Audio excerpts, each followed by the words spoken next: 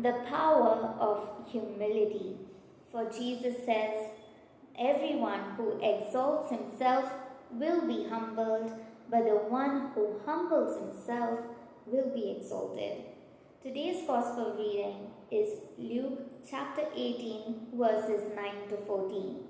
And we have Jesus tell us about two men who go up to pray. One is a Pharisee and the other is a tax collector. So when the Pharisee starts to pray, he begins by saying, God, I thank you that I am not like this tax collector, and goes on to compare himself and tell God how he is better than the tax collector. And he goes on to say what he is doing right. He's highlighting what he is doing, saying that he is fasting and that he is giving the tithes to the temple.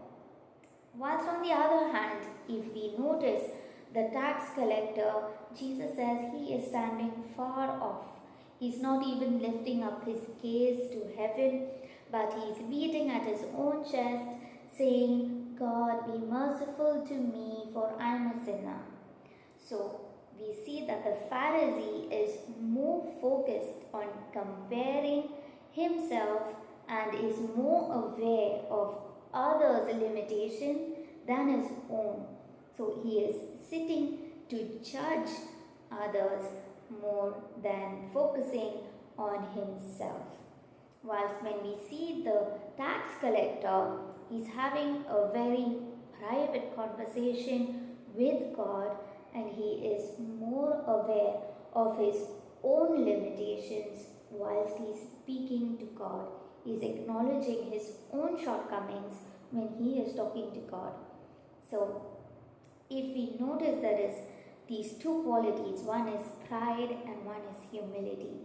So, pride is a desire to be independent of God and to boast and seek after one's own means and ends.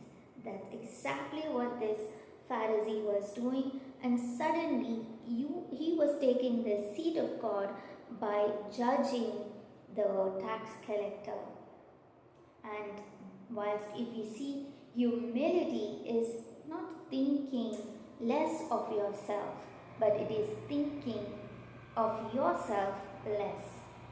So there is a need to examine your heart, that do you want to always proudly stand in the spotlight whilst highlighting what you are doing, what you are good at, or are you seeking God's grace in humility? Now, pride and humility are both transformative. So like St. Augustine says, it was pride that changed angels into devils. It is humility that makes men as angels. So this is my short reflection for today's Gospel reading. God bless you. I will see you tomorrow.